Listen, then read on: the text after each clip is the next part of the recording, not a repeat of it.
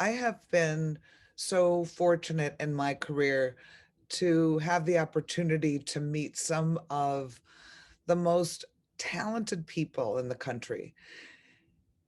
And I'm so grateful for that. And people inspire you in different ways. But about 4 years ago, I met Wael Farouk. And I have to say, there's something about this story that just continues to stay with me. And so I asked him, because he's working on a concert with us, if he would please do an interview with me, because I wanted to share his story. During this time of COVID, I know so many of us are frustrated and we feel defeated. And if there's ever a story that would give you inspiration, I think it's this. And if you've ever been told you're not good enough, or you have a child that has been told, you probably shouldn't try out for this, or you're not good enough for that, please take a listen to this.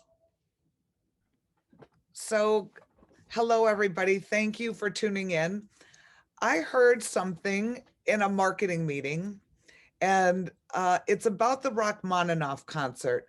And I'm here today with Maestro Kirk Musprat, conductor of New Philharmonic Orchestra, and Wael Farouk, who is the star of the show, and the pianist who will be performing this Rachmaninoff concert.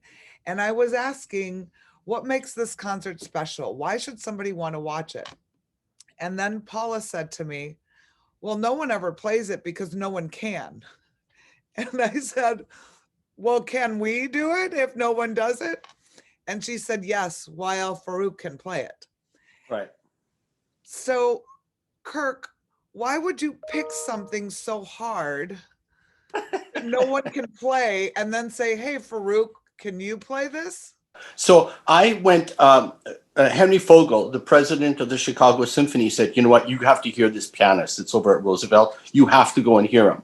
So I went over a few weeks later, and here's Wael in the middle of a season playing all of the pieces that Rachmaninoff ever wrote. Okay. And after I heard him, I met him, and I said, we have to talk. We have to talk. And then I don't know if you remember, Diana, but 4 years ago, 5 years ago, Wael and New Philharmonic with me played all 5 Beethoven piano Yeah, I concertos. remember. So this Yeah. is my point. I feel like, Wael, I feel like you are the evil Knievel of the piano. Like, we're like, hey, can you jump over 5 cars? Great. Can you jump over 10 cars? So, well, not only are you this amazing pianist, but you've overcome great challenges that many don't have. So, on top of being able to play the pieces that nobody else can play, you play them with a challenge that many others don't have. Can you share with the audience what that is? Well, first, thank you, Diana. Thank you, Kirk, for kind words and for this opportunity. It's always a treat for me to work with Kirk. We have a long history, and to work with the amazing orchestra. The Rachmaninoff concerti, Rachmaninoff himself, and especially the third piano concerto, it's probably the dearest work of art for me ever. It is because of the Rachmaninoff third piano concerto I became a pianist. As you know, I'm born in Cairo, Egypt, and I was born with unusually small hand with very short ligaments. Till this day, I cannot make a full fist. And when I was 2.5 years old, my parents noticed that I have trouble doing several things. One of them is seeing. I also am born with a congenital vision, very rare disorder. But was on the hand topic, I could not hold my sippy cup or any toys or whatever because I always drop them. So they noticed that I have unusually small hands. They noticed that, my pinky finger is curled. So my dad took me to a physician, and the wisest doctor probably we could ever find in Cairo, Egypt. He told my dad, don't touch his hands. Just let him use it in something. Don't give him injections, no surgeries. There is a reason that he's born like that. Let him be. So on my third birthday, my dad got me this little tiny toy piano. And this is tiny toy piano became my best friend in the world. I even have photos of this piano in my bed sleeping with me when I was. So this is how I spent my childhood, was my poor vision, was my inability to hold on to anything.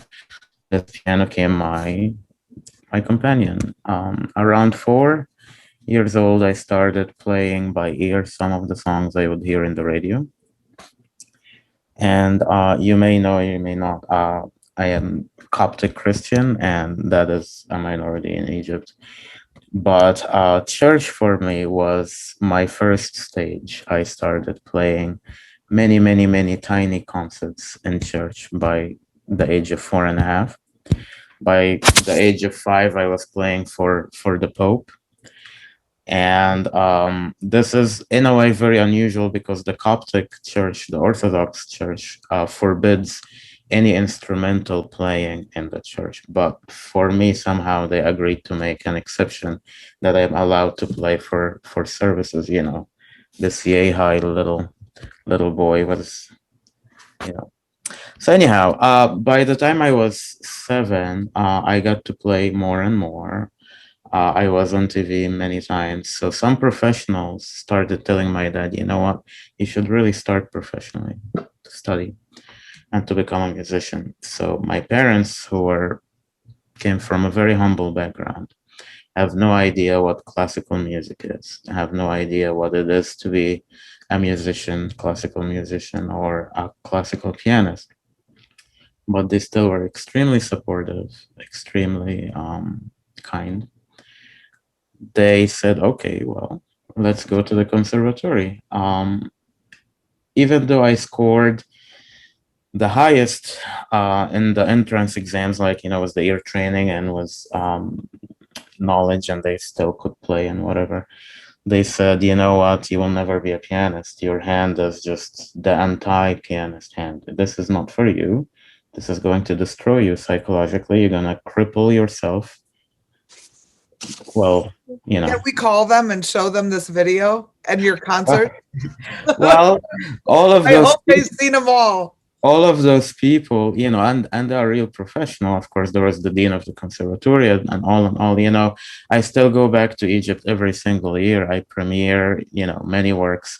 Actually, the Rachmaninoff third piano concerto, I give the Egyptian premiere for it. So all of those professors, they do come to these concerts, and they have no problem acknowledging that they are glad that I didn't listen to what they said. Tell me But something. How sorry. did it impact you when you heard that? Well, luckily, you know, when you are young, certain things just do not mean much to you and bounces off you. But my dad said, well, if you say he's talented, if you say he has something, why don't you give him a chance? So I was giving 3 months a grace period to prove that in those 3 months that I can do the work of 2 years. They wanted really to make it challenging for me. But Wow. anyhow, fast forwarding, now I am 12 and I stayed at the conservatory every year. They try to make it a little harder for me that I leave and not destroy myself and not destroy my hand, etc. Now I have this amazing Russian teacher who is a student of Neuhaus, who was the teacher of Gilels and Richter. There is a big connection between that lineage and Rachmaninoff himself. And one day he was saying, you know, you really need to consider perhaps becoming a conductor or a composer, but playing the piano is not for you. And here is a good example. Listen to this piece. Listen to the Rachmaninoff third piano concerto. My teacher at that time, I was about 6'4", had massive hands, said, myself, I cannot even touch that piece. So here I am at 12 and listen for this piece for the first time. And I just could not comprehend that such beauty was possible, not only to listen to, but for the man who was able to write it all down and write it so beautifully. And I said, you know what? I'm going to play that piece. He said, well, this is really impossible. You cannot even open an envelope with your hand. I said, well, I'm going to play it and you'll see. So there I am at 12, deciding to practice 16 or 17 hours a day. So I can work on my technique to stretch my hands, to learn a lot of repertoire. I listen to this piece 3 or 4 times every single day from the age of 12 till probably 16. And like I said, if it wasn't for this piece, I probably wouldn't be ever a pianist. And to give the Egyptian premiere of this work 4 years later was a dream come true. So Rachmaninoff, not only the man, not only the composer, but not only this piece, always have a special affinity with me, and I owe him a lot of that, a lot of gratitude, a lot of inspiration. Unlike what Kirk said, playing those all solo pieces back in 2014 was also a way for me to pay tribute and to pay my homage to Rahman. But Wael, you're talking about one of the pieces. Right. Yeah. Yes. So this is the first time in the world anybody's going to have played 3 of these pieces back to back. Yeah. Right. How do you prepare for that? Yeah. Well, that's a great question. First, I have to eat all the spinach. Well, luckily those pieces, and the number 1 and number 2 are not, peanuts as well. So they're Right. also That's what I considered mean. really challenging. I know these pieces very well. I played all of them. However, playing 1, 2, and 3 back to back is very different, as Kirk said. 3 already, frightens many pianists, called the Mount Everest. No, really, because not Yeah, only it the is. technical difficulty, but the emotional component. Mhm. Rachmaninoff himself. I tell you, Wael, I'm not kidding. When I heard about this concert, I thought about when people go to a show to see if the magician can escape from the tank of water. Yeah. That's how I feel about this. Like, Yeah. can he do it? It's about, you have to come watch just to see somebody get through this for the first time. It's Right. incredible. I think the human spirit and the human mind, and partially why I'm dedicating this concert as an homage to those who are told many times you cannot do something, or you don't belong here, or this is not for you, or you're not from the right place, or you're not from the right physical endowments. This concert is an homage for those. Hopefully, you don't give up too quickly. Hopefully, you look inside, do the best you can, work hard, trust yourself, trust in those who love you and those who support you, trust in God, and you will be astounded with the results.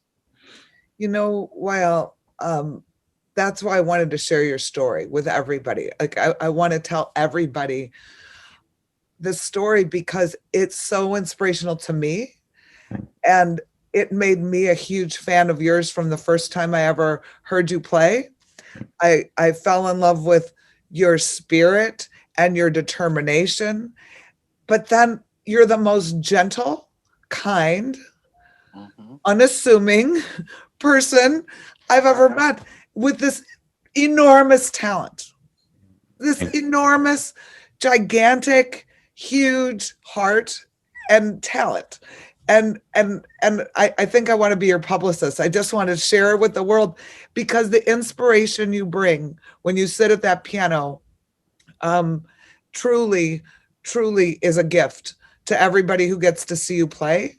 And I think that it's a story that every child should hear, and every person. And I think in this time of COVID, when people feel so down and defeated, and there's not a lot of art and there's not a lot of music happening live to inspire people, more than ever, we need to hear stories of people overcoming great adversity. And Thank you. I'm very humbled by your words. you truly are that person. And we're working on the Frida Kahlo exhibition, and she inspires me every day with what she overcame. And And I think that when you combine that with a passion for art and music, there's nothing truly more powerful. There really isn't. And I can't wait to watch you play all three. And I know you will. I know you will jump over the Grand Canyon with this one. Thank you. To answer your question about how do you prepare for something like that, at first I completely agree with you that music and art are some of the best that humanity could offer ever. And at this time, we need that type of healing. We need that type of reminder that we can do amazing things. And this is one of the best sides of humanities. In terms of preparation, there is, of course, the mental part that I have to make sure that, the third Rachmaninoff piano concerto probably has more notes than all 5 Beethoven piano concertos combined. Yeah. However, the mental rhetoric or the storytelling of the piece is very, very easy to listen to, and it's very easy to tell. And like I said, it's very personal to me. However, the physical part, that's also the challenging part, playing 3 back-to-back. So this is just like an athlete would train. If you're running, a marathon, you don't just get up the day before and run for an hour and say you're ready. It's something I have to train to play through back to back, even starting now. When we did the Beethoven cycle, the 5 in one evening, and the difficult part wasn't only doing them in one evening, but doing them 3 nights in a row. So 5 and then 5 and then 5. So this is very athletic part of playing the piano almost 2 or 3 months before, when the memory was completed, when the playing from beginning to end was completing. I would have to at least run through the entire cycle 3 times a day, so that when I sit down and play it one time, it will feel much easier. You should always climb higher mountains, that when the actual event happens, that one slightly smaller mountain would feel easier, so to speak. Maestro, when he says there's how many more notes in this, so when you're reading millions and millions of notes like that. Diana, can I show you? I don't know if you can see this. Yeah, I can. We can. This is just like one page, like, just one page. You can't imagine. This is in the first concerto, okay? This might take 20 seconds. Okay, this is one page. The third concerto is about 40 minutes long. And the other thing that's really astonishing to me is, as Wael will talk, Rachmaninoff was huge. He was 6'6", right? And he was known to have the largest piano hands in the world. So of course he wrote this first concerto when he's 18 years old, and he's a young pianist, but he has no problem playing these big things. And I don't know how Wael does it. I mean, I think it's sheer force of will sometimes that he can like play this, because there's so many notes. It's like watching a bunch of flies on a page. There's so much in it, and it's so hard. So yeah, I mean, I hope everybody in the world watches this concert, because it is something out of this world, And I hope also, as you said, Diana, that they will get to know Wael a little bit from this, people in Luxembourg or Korea, whoever watches it, because as you state, he is like the kindest gentleman. He's got a calm, sweet heart and a gut that is he's such a pleasure to be around. He's such a pleasure to be around, and so knowledgeable, because with his Egyptian, upbringing, he learned so much history, so much music history, so much. You could talk about opera with him. You could talk about ballet. You could talk about the Russian Revolution with him. He's just a wonderful guy, and I hope everybody in the world watches this concert. Thank you, Kirk. All the same, back to you. Well, when you told me, I didn't know that you had a vision challenge. So you memorize, you don't use music at all? So just to give you a background, so the inner lenses in my eyes are not in the right place. They're shifted. Okay.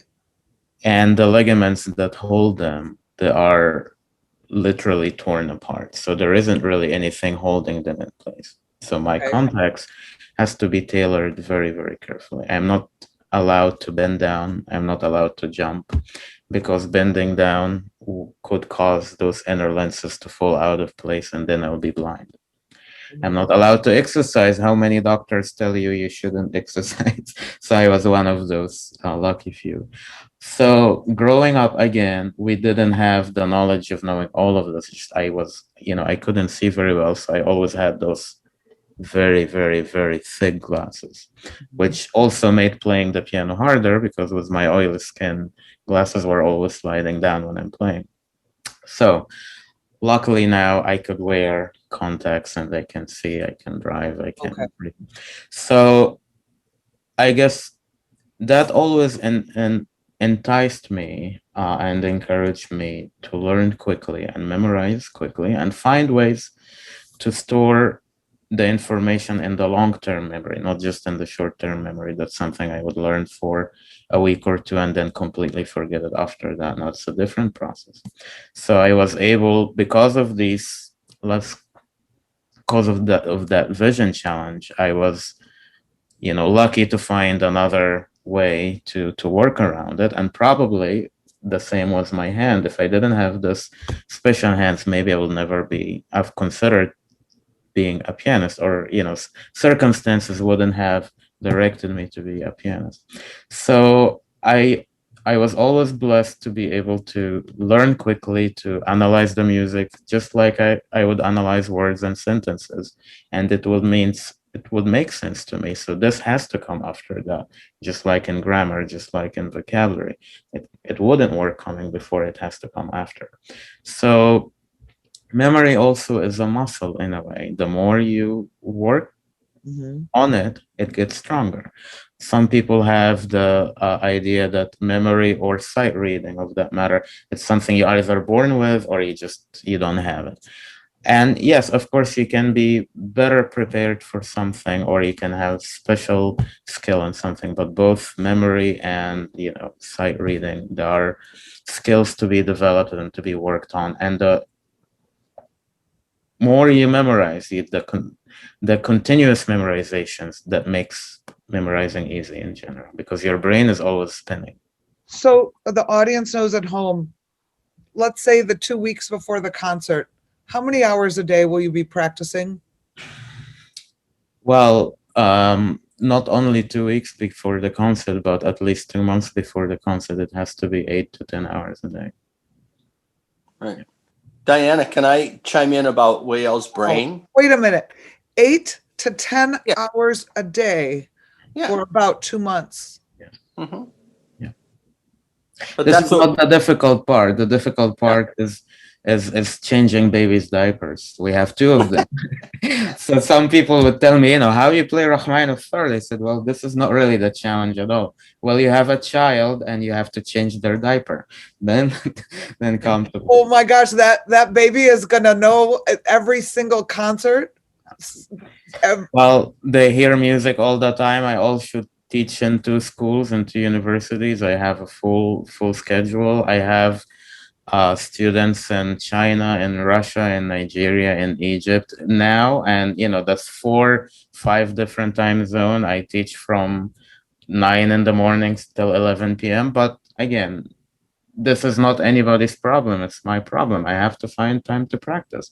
Luckily, we live in a house, not in an apartment, so the neighbors will not, kill me if I'm practicing up till 2 or 3 or 4 in the morning. But it has to be done, and that's something I enjoy. Well, what a gift to share your story. Thank you. Thank you for taking the time. Because I know you're very busy. I know you're very busy, but I'm so grateful, and I can't wait to share your story with everybody. Me as well. Thank you. Have a wonderful day. God bless. I can't wait to see you perform. You as well, and you too, Kirk. And I have to say, it takes two to tango, and I'm glad that Kirk is also almost as crazy as I am to agree to these projects, right? To the Yeah. Beethoven cycle and the Rachmaninoff, and I'm sure that will not be the end of it. So I look forward to see what else we can pull out next time. Great. Thank you both. Thank you. You guys are like Thelma and Louise holding hands and jumping off, right? Good analogy. Yeah. Have a great day, everybody. Thank you. Bye-bye. you. Thank you. Bye-bye. Bye.